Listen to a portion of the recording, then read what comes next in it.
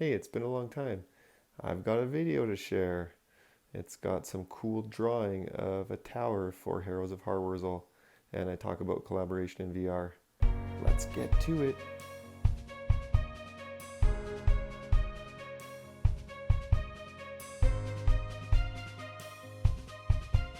Well, I'm just on my way back home from beautiful Banff, Alberta, Canada, where I attended a 3-day conference put on by AMPIA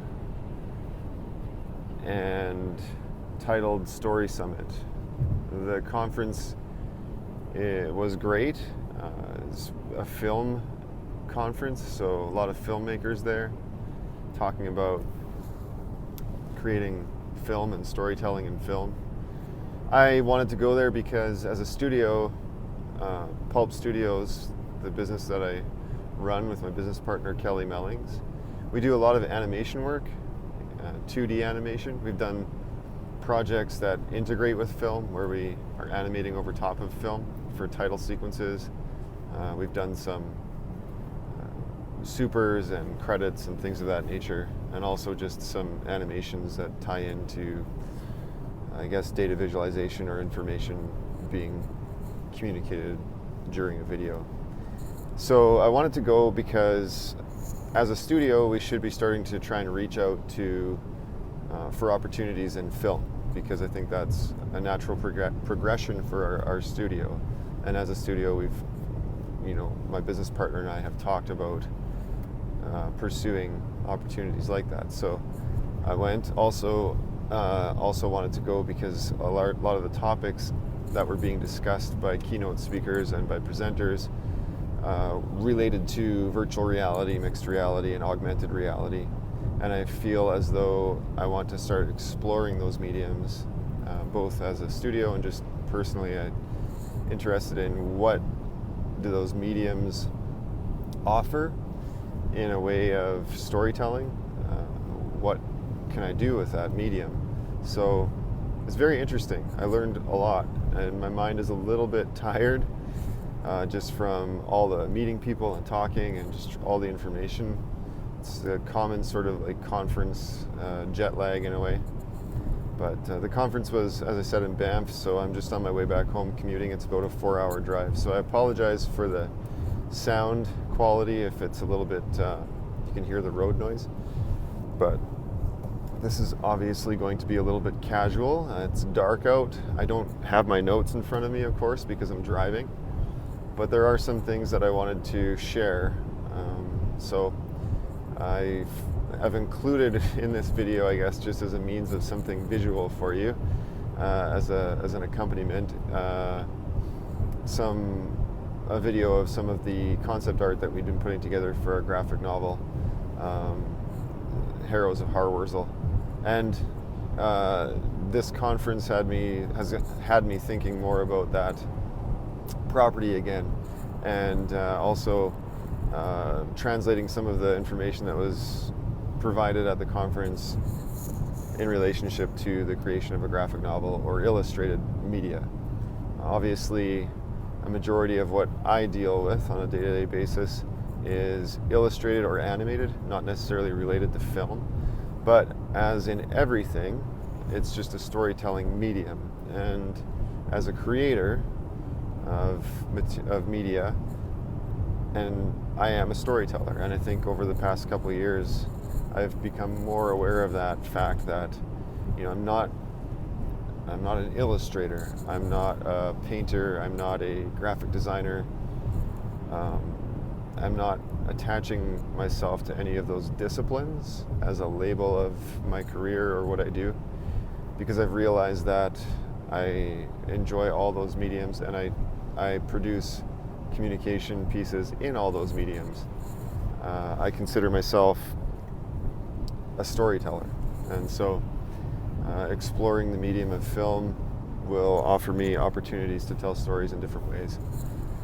So anyhow, one of the things that came out of the conference in relationship to that really struck me, I guess, right away, was the idea that while virtual reality is a compelling medium and it's sort of the future right now of where communication is going, or experience or story is going.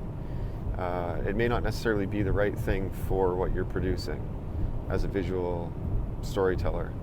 So just because I can potentially tell a story through virtual reality doesn't mean that I should.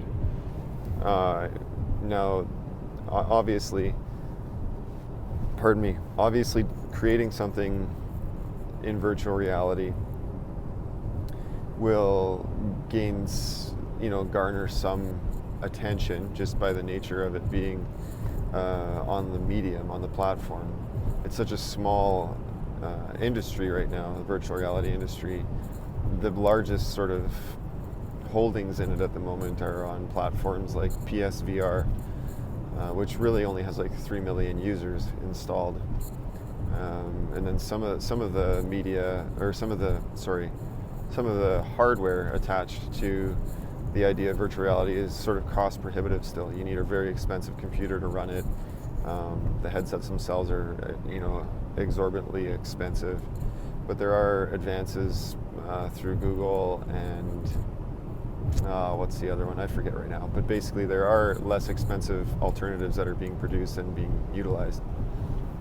So that will continue to evolve, and eventually that the barrier, the financial and accessibility barrier will come down, and it will become more mainstream, I believe.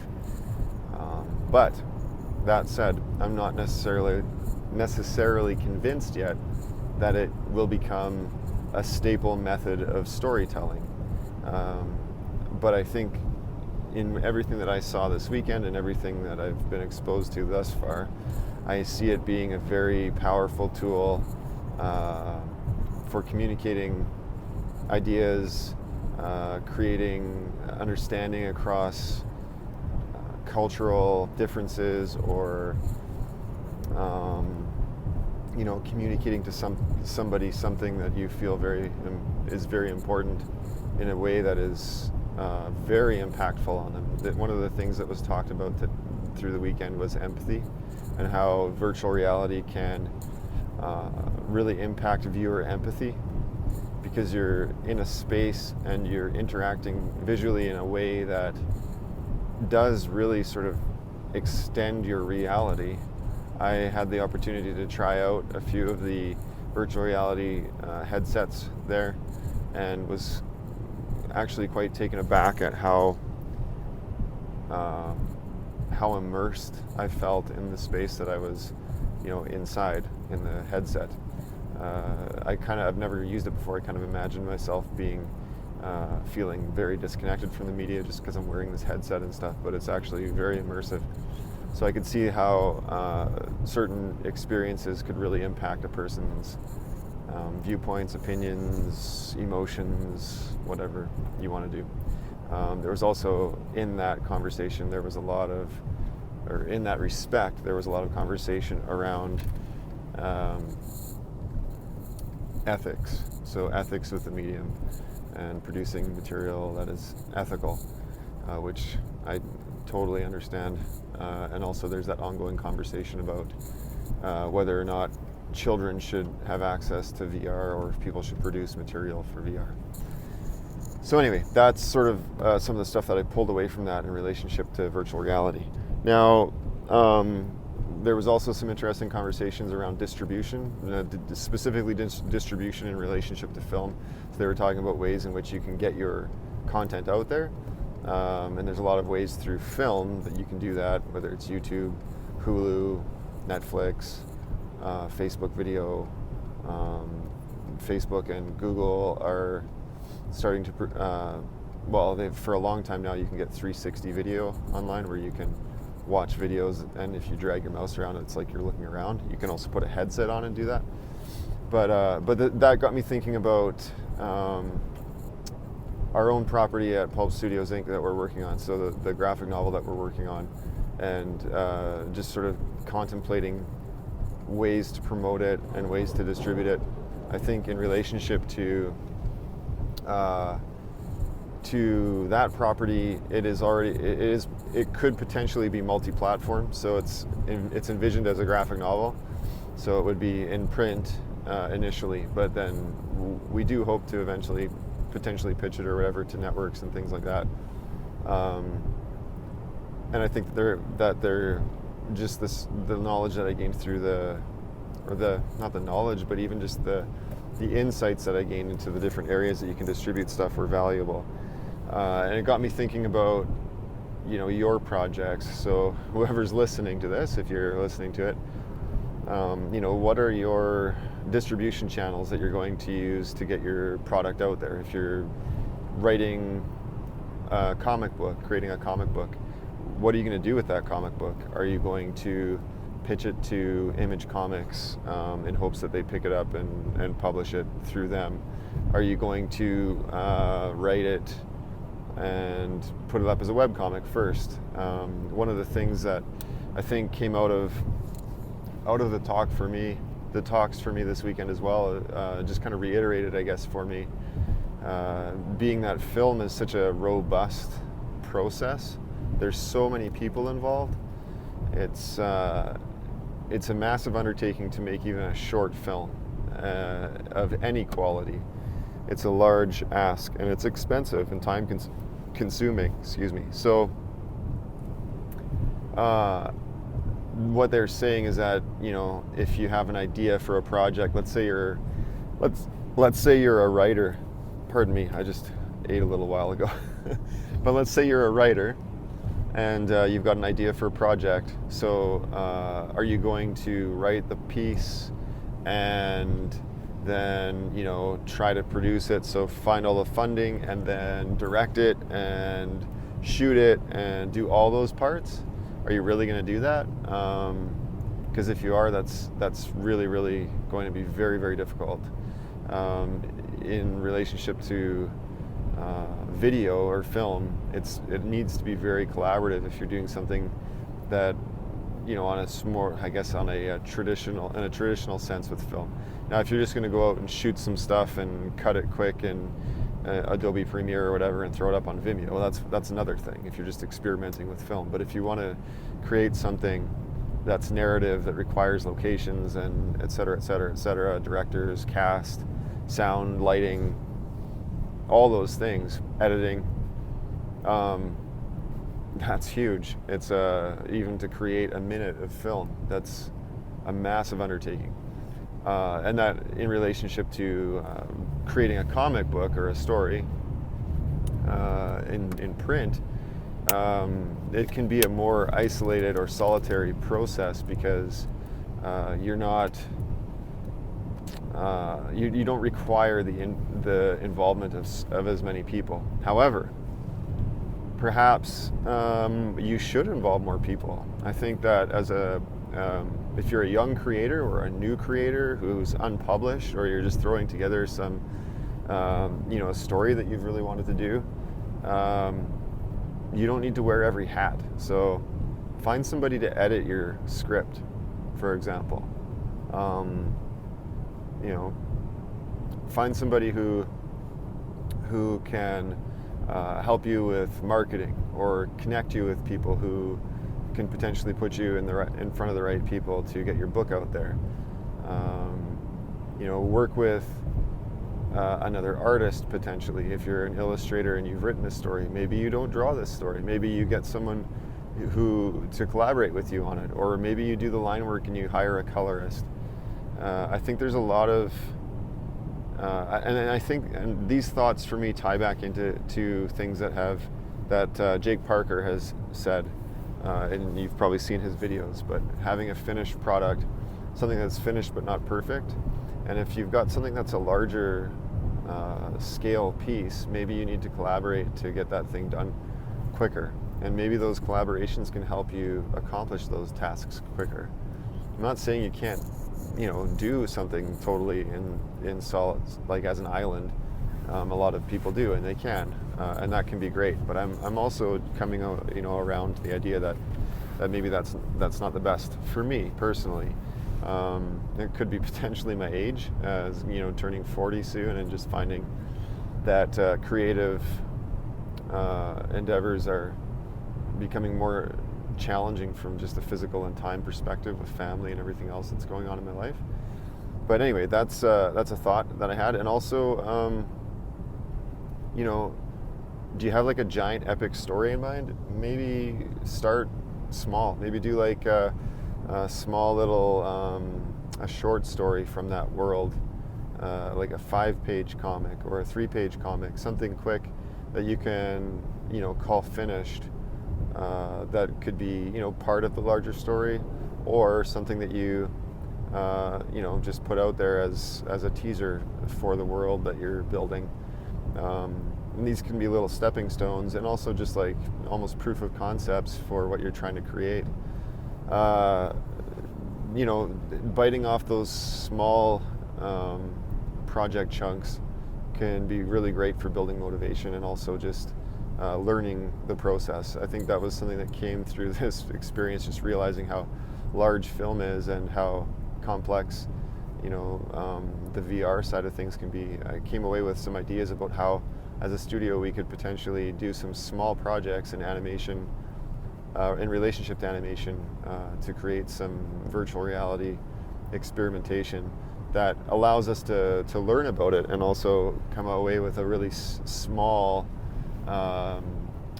finished product that we can put out in the world to promote ourselves and to help gain exposure, but also learn through the process. So I'm very excited about that, and I think that that's something that we need to, as creators, we need to really consider and be aware of. The other part of the weekend that struck me again, I read the first night on Thursday, I reread the article on idea debt that I had come across. I'll put a link in the notes, but I forget what's her name? Sorry, I forget the name of the lady who wrote it, but my friend Jordan Wieben shared that article with me a few weeks back, and I keep coming back to it. So the concept of idea debt is that if you have too many ideas and you're not finishing anything, even those ideas that you've shelved, they're just sitting there, you intend to come back to them later, they're drawing on your resources, your mental and emotional resources, even if you're not working on it. And I experienced that. I've got a lot of projects on the go and a lot of projects that are sitting, but my mind keeps coming back to them. And I think that's okay, but we as creators need to establish sort of guidelines for ourselves and say, okay, this project that I was working on was really fun for a time. I'm never going to finish it. It's done. I'm moving on. I'm letting it go. So I need to work on that, and I would encourage you to do the same. The other quick thing I wanted to touch on that came out of the conference was in relationship to distribution and social media. So building an audience. One of the things that I learned, which I didn't know, and I probably should do more research on this stuff, but what they were saying is that you need to understand the platforms that you're working with. So you need to understand the technology. So for example, Instagram, I didn't know this, but apparently when you put a post on Instagram, it's better to put the hashtags in a comment that, like, just quickly after you do the post, within a minute of posting it, add the hashtags as a comment. And apparently that, for whatever reason, however the algorithms work, Instagram aggregates that post out in a more effective manner, and you're a lot more likely to get higher volume of likes and eyeballs on your post, which is good for self-promotion. And then there's YouTube, and they stressed, video titles and the metadata, basically like tags, keywords. So those are very, very important for getting your stuff propagated through YouTube. I'm sure there's a lot more. They didn't touch on all of them, and it's something that, as a promoter of our material as a studio, we need to start really looking at that. If we're not going to hire someone to provide that service for us, we need to really get stronger at it. But that is another side of things that I think, talking about wearing hats, one of the things that we eventually did that's been really great is we hired a bookkeeper and a an accountant for our business, and that's been for years now. We've had that, but those were hats that we used to wear, and why? I'm not good with numbers. It's better to get someone else to do that. So this could be the same thing with our social media. At some point we may need to do that. Right now we're just trying to run a little bit leaner because we're trying to get money together to work with an illustrator on our comic book. But anyhow, I think I'm going to leave it there. I don't want this video to get too long. I'm already at 20 minutes. So I wanted to just share some of my thoughts quickly. I know it's been a while since I've posted a video, but I need to get back into the flow of things.